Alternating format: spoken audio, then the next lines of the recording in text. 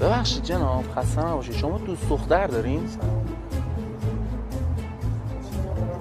نه جواب منو بده، شما دوست دختر دارید یا نه؟ نمیگی؟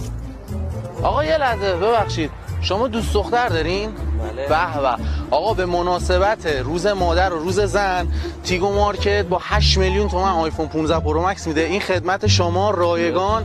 بده به دوست دخترت که عشق کنه دیگه. روز زن حواسو داری و قربونتو برم، نوکرتم.